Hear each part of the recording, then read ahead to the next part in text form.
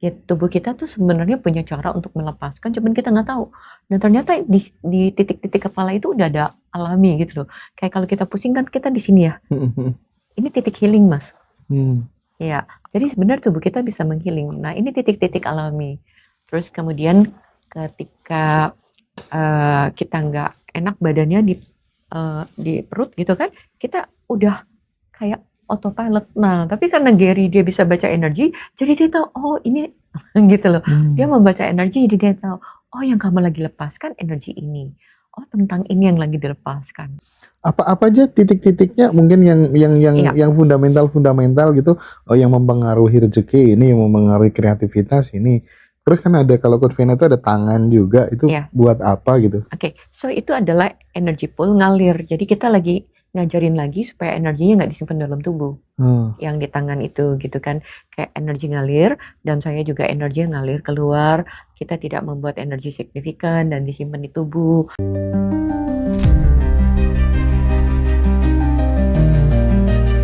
Enlightenment seorang Nabi Muhammad ini kaitannya ternyata sama kemanusiaan gitu. Nah, perjalanan cerita itu sampai di dunia dewasanya itu udah masuk pelajaran filsafat tuh, Ndra. Spektrum ateis itu beda, dari mulai ateis yang paling santai sampai ateis yang paling radikal juga ada.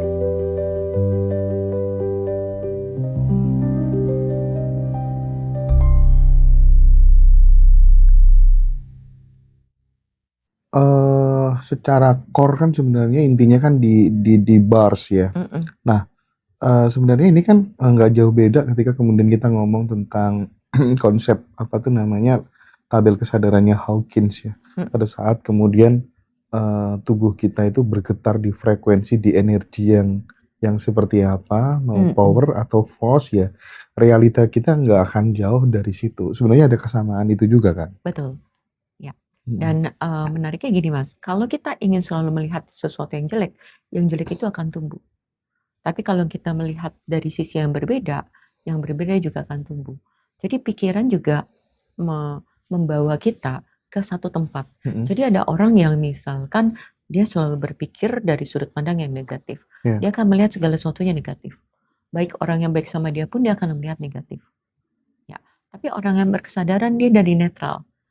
Dia akan melihat apa yang baik dan apakah ini cocok buat dia dan apa yang tidak cocok buat dia. Kalau bahasa saya gitu. Tapi ada yang terlalu ekstrim, jadi ada ekstrim kanan, ekstrim kiri kan. Nah, The Access mengajarkan kita dari posisi yang netral. Ya, enggak. Bisa dibilang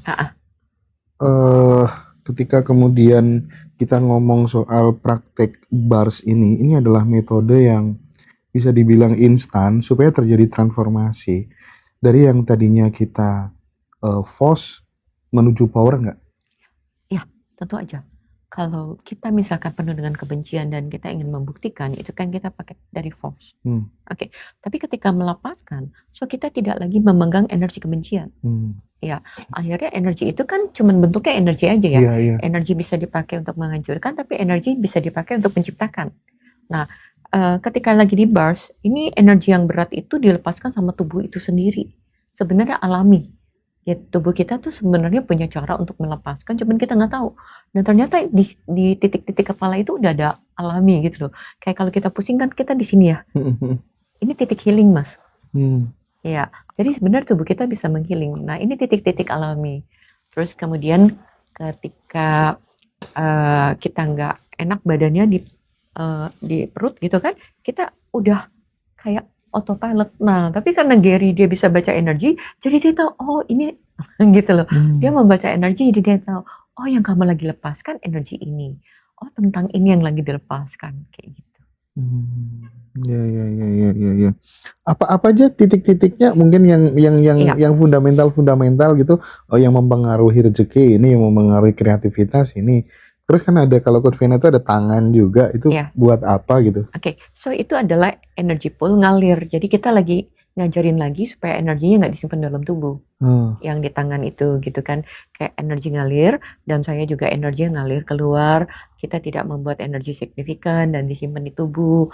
Terus kemudian kalau Mas bilang cuman kalau money, titik money, hanya money, enggak. Holistik Mas. Kadang-kadang kita punya sudut pandang tentang uang, terus ada juga punya sudut pandang tentang keraguan. Nah, keraguan itu di titik implan. Kayak kita ragu, terus merasa marah gitu kan, itu di implan. Sehingga marah mempengaruhi di keuangan gitu. Jadi 32 titik itu sebenarnya holistik. Orang masalah dengan uang bisa jadi bukan tentang uang. Isunya tentang bagaimana energetically yang dia pilih. Ya. Oke. Nah, selama jadi praktisi kan tentu banyak sekali pengalaman-pengalaman bagaimana mendampingi, membersamai klien-klien gitu. Otomatis banyak dong transformasi, banyak dong testimoni-testimoni teman-teman yang sudah praktik bars, terus kemudian hidupnya berubah jadi lebih baik gitu. Nah, seperti apa dari pengalaman Coach Vena mendampingi teman-teman itu melihat fenomena-fenomena transformasi yang terjadi pada klien-klien, mungkin bisa di-share gitu, yang di dalam negeri maupun yang di luar negeri barangkali. Kalau yang saya tahu yang di dalam negeri itu sangat luar biasa ya. Kalau saya dengerin testimoni mereka tuh kayak seru banget dan saya bahagia gitu dengerinnya gitu ya. Karena mereka mereka belajar bars bukan untuk menjadi praktisi, tapi mereka belajar bars, mereka belajar foundation, mereka belajar tentang bisnis, tentang money dan segala macam untuk dipakai dalam kehidupan. Pertama ada yang relasinya jadi lebih baik gitu relasinya. Terus yang kedua ada yang dimana di dalam bisnisnya itu penuh dengan kemudahan. Jadi bukan berarti bisnisnya itu semua mudah, tapi dalam hal apapun dia kemudahan. Sehingga kayak dapat solusi gitu loh, dapat possibility, dapat solusi. Jadi misalkan kita punya uang nih, uangnya mungkin kalau dulu kita ngelihatnya takut, khawatir, cemas gitu ngelihat angka tertentu. Tapi ketika dia belajar, dia praktekin, terus dia bisa tidak masuk ke dalam takut dan sedih dan khawatirnya, dia bisa mengubah dan energinya bahwa oke, sekarang terima kasih uangnya ada sekian. Dan apa yang bisa saya lakukan dan saya bisa buat untuk membuat lebih banyak uang lagi. Nah, question itulah atau pertanyaan-pertanyaan itulah yang diajarkan di dalam kelas. Dan kalau dipraktekkan, itu akan membuka banyak sekali kemungkinan. Karena bukan hanya orang lain, saya aja ngalamin transformasi, Mas. Saya belajar akses itu dari tahun 2017. Dan saya mengalami transformasi dalam hidup yang benar-benar luar biasa, yang di luar dari logika saya sendiri. Akses bars ini bisa memutus pola berulang nggak dalam kehidupan seseorang? Pola berulang yang negatif gitu. Yes, sebenarnya ketika tubuh melepaskan kan kita jadi ringan. Nah, di kelas itu diajarkan untuk selalu kita pilih. Jangan sampai ketika udah di bars terus kamu marah lagi. Ya, so ada dong toolsnya lagi untuk sadar, untuk tidak terbiasa memilih marah yang autopilot. Dan kita pilih dengan kesadaran yang kayak, oke, saya lebih relax. Dan saya menjadi being allowance, maksudnya saya tidak bereaksi, setuju atau tidak setuju. Biasanya mungkin fondasi yang kita pakai adalah tentang benar dan salah. Begitu kita merasa orang itu salah, kita langsung ngebantah. Mungkin kita bisa relax dulu. Relax dan kita bisa melihat dari sisi yang berbeda. Jadi kita bisa tahu sebenarnya apa sih yang dia ngomongin. Tentang apa. Kita tidak langsung bereaksi terhadap segala sesuatu. Sebenarnya dari kita tuh sering kecanduan dalam bereaksi. Iya, kita tahu ya kalau di Indonesia itu kan kelas-kelas pengembangan diri itu kan juga banyak sekali ya. Dan rata-rata mereka ketika kemudian ingin terjadi transformasi hidup, entah itu dalam konteks finansial, spiritual, relationship dan lain sebagainya, itu pasti sasaran mereka adalah bagaimana supaya mereprogramming pikiran bawah sadar. Kita tahu secara teknik di bars ini kan tidak memasukkan program baru, tidak kemudian memodifikasi program lama diganti menjadi program yang baru, bawah sadar gitu ya. Hanya kita secara pasif, secara rileks merasakan sentuhan-sentuhan itu gitu. Nah, di titik ini terkadang masa iya perubahan hidup bisa terjadi tanpa kemudian kita mengganti software yang ada di dalam otak kita misalnya. Karena bagaimanapun juga tools, hardware itu udah Tuhan kasih secara sempurna di tubuh fisik kita gitu. Software yang install adalah manusianya sendiri, baik itu kesehatan atau kemudian kemakmuran dan lain sebagainya gitu. Tapi kan bars ini nggak menyentuh sampai ke situ, bagaimana dengan hal ini, Coach? Oke, jadi kita tidak memasukkan program baru dan itu yang mungkin buat saya, wow, saya dikasih pilihan. Saya dikasih pilihan untuk saya berkesadaran karena saya sudah dewasa untuk bisa milih saya mau marah atau saya mau rileks. Untuk saya terpengaruh atau tidak. Jadi BART itu sebenarnya atau Access Consciousness melatih kita kesadaran untuk memilih. Kita dikasih kebebasan untuk memilih, tapi kita juga sadar akan konsekuensi. Ya, kayak misalkan saya memilih untuk marah, saya tahu konsekuensinya. Itu namanya kesadaran. Saya milih bahagia dan saya tahu konsekuensinya. Dan ketika saya milih misalkan tidak berbahagia dalam bekerja dan saya tahu konsekuensinya. Dan ketika saya milih happy, joy dalam bekerja dan saya tahu konsekuensinya. Gitu. Oke. Jadi artinya ketika kemudian salah satu yang menghambat seseorang itu nggak bisa take off secara kemakmuran misalnya adalah mental block. Berarti BARS ini menyentuh akarnya langsung gitu. Aku memilih untuk tidak mempertahankan mental block ini. Sesimpel itu kan? Atau gimana? Ya, jadi sebenarnya begitu kita punya sudut pandang, Mas, itu kita masuk dalam polaritas. Misalkan ketika masih kecil kita ngelihat, kok orang kaya itu sombong ya? Oke. So, yang terjadi polaritasnya apa, Mas? Apakah ada polaritas di mana berarti yang baik yang mana? Kalau yang jahat orang kaya, berarti yang baik adalah yang miskin. Ya, yang tidak punya terlalu banyak uang, yang sederhana. Itu. Jadi satu point of view, langsung tercipta dua polaritas. Terus kita misalkan banyak sekali melihat ya kayak drakor dan segala macam. Kok laki-laki kaya kok pelit ya sama wanita? Oke. So dia nggak sadar, begitu dia satu punya belief, dia punya belief yang lain. Gitu.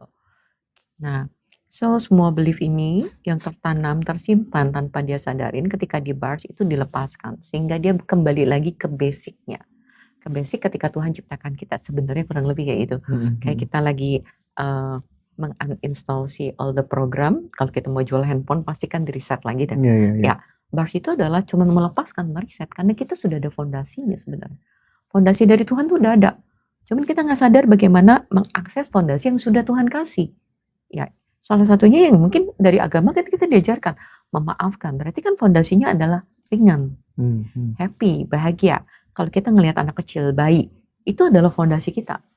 Fondasinya adalah dia penuh dengan ingin tahu, penuh dengan exploration, gitu kan, kepengen tahu, belajar ngeraba, belajar ngambil, belajar segala macam, nggak ada takutnya. Dia berdiri, terus mencoba berdiri, jatuh, terus dia berdiri lagi. Dan kalau misalkan anak kecil berfungsi kayak kita yang dewasa, begitu jatuh kita bilang, aduh kita gagal, dia gak bakal berdiri gitu ya. Tapi anak kecil gak punya makna itu loh. Dia langsung jalan aja, dia just keep going gitu.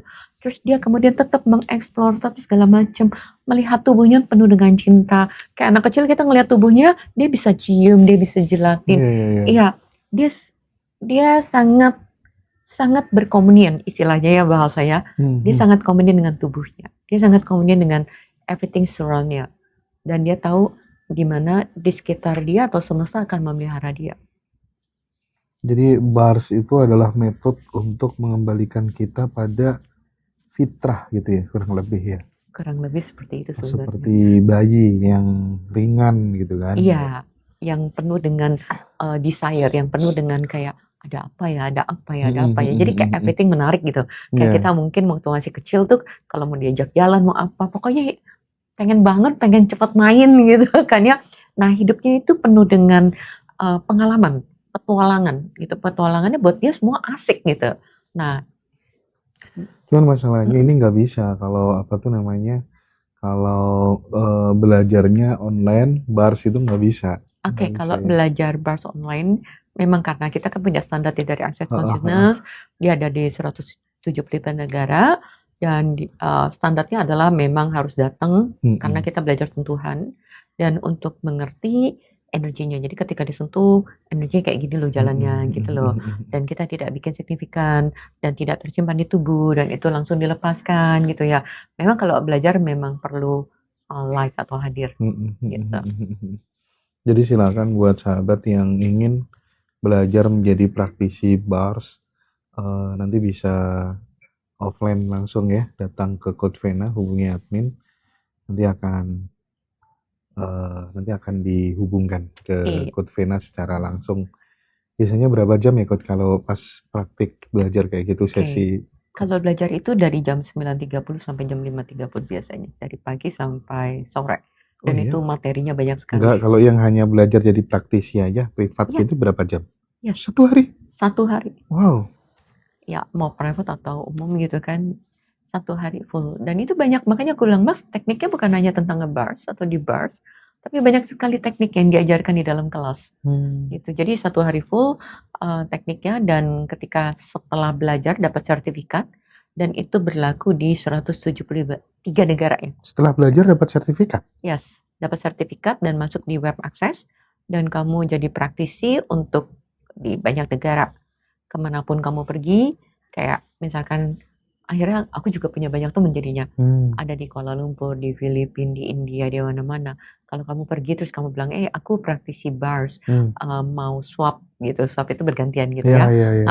Siapa yang bersedia? Mereka tertarik. Orang-orang itu tertarik. Karena yang tadi seperti saya katakan di awal, ketika kita memberi bars pada seseorang, energi dalam diri dia ada yang A misalkan, atau sudut pandangnya ada kesedihan, kemarahan, terus kita punya sedih, punya marah yang sama, di topik yang sama, itu sama-sama terlepas. Jadi mereka suka sama berbagai negara macam gitu, karena kan beda-beda ya biasanya. Dan itu ngebantu mereka juga untuk rilis. Itu menarik banget, Mas. Iya. Silakan yang mau, teman-teman yang mau daftar jadi praktisi bars, nanti hubungi admin ya, nanti akan dihubungkan sama Coach Vena. Iya. Nanti Habib bisa berlatih ya. Bisa berlatih langsung sama Coach Vena, gimana caranya gitu. Ya, ketika kamu jadi praktisi, kamu juga bisa menerima klien, atau kalau kamu nggak terima klien, kamu bisa gunakan untuk keluarga gitu kan. Ada beberapa orang yang datang, dia bilang saya pengen untuk keluarga, begitu dia sadar di dalam kelas, akhirnya dia pakai buat kehidupan dia dan bisnis dan buat keluarganya. Terus ada satu keluarga yang ketika dia praktek gitu kan, Bar Church Foundation, terus dia ambil bisnis dan different, dan sekarang bisnis dia masuk UMKM dan terus masuk terus dapat subsidi dari pemerintah atau apa, yang dia sampai ke Melbourne belajar dalam 3 bulan. Terus kemudian sekarang bisnis itu sudah bisa ekspor UMKM memang.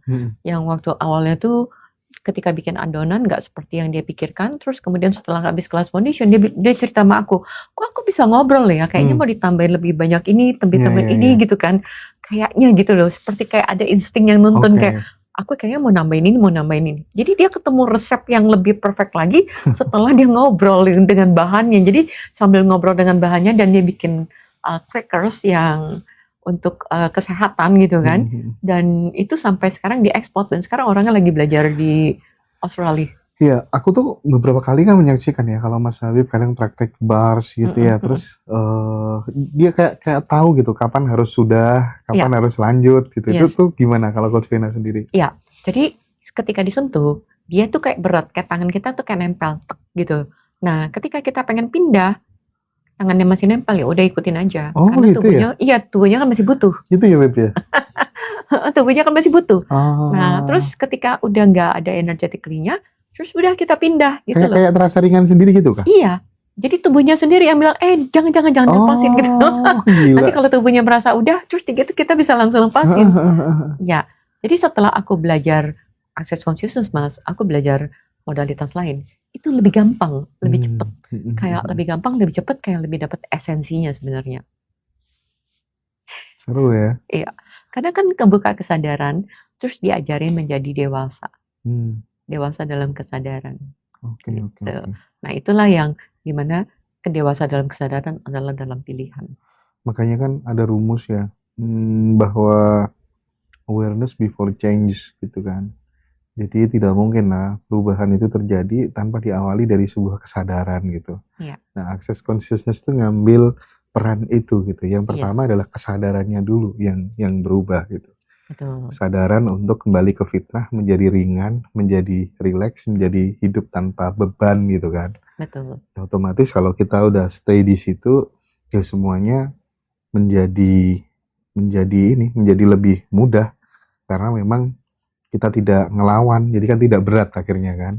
Betul. Nah, untuk mengakses ke dalam kesadaran, ketika di bars itu adalah melepaskan energi yang berat, yang kemarin saya sempat ngobrol kalau ketika kita marah, sedih, itu kan molekul kita jadi lonjong dan jadi berat. Nah, ketika di bars itu molekulnya jadi ringan lagi, jadi bulat-bulat lagi, dan dia jadi ringan dan punya ruang. Nah, ketika punya ruang, disitulah kesadaran muncul. Makanya kalau orang marah, keputusannya kan nggak sadar. Ya, tapi ketika dia relax, dia memberikan ruang, disitulah kesadaran jadi kayak muncul. Oh ya, aku nyesel ya, kenapa aku lakukan itu? Nah, itu. Jadi kesadaran terjadi ketika dia punya ruang. Nah, bars itu memberikan ruang supaya kesadaran itu muncul. Oke, keren sekali teman-teman ya. Thank you. Nanti di segmen kedua kita akan bicara tentang keuangan. Ini yang menjadi kebutuhan banyak teman-teman gitu ya. Kalau yang soal finansial ini udah beres, biasanya ya itulah ya. Karena problematika itu sering tercipta gara-gara soal finansial, makanya kita juga taruh concern yang cukup serius supaya level ekonomi kemakmurannya teman-teman tuh makin hari makin meningkat gitu. Jadi finansial sama spiritualitas harus timbang gitu ya. Saya pikir itu Coach Vena. Yes. Nanti kita akan ada sesi praktik juga ya di terakhir. Tapi sebelumnya kita mungkin akan break terlebih dahulu. Okay. Thank you Coach. Sama-sama. Thank you.